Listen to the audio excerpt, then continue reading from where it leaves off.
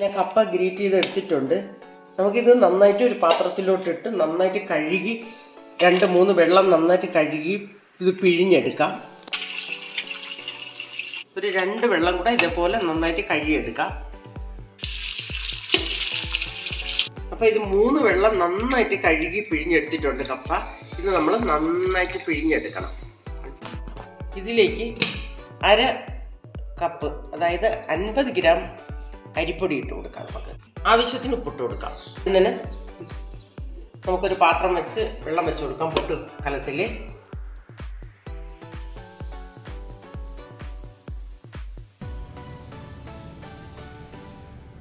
റെഡിയാവും. നമുക്ക് ഒന്ന് വെയിറ്റ് ചെയ്യാം.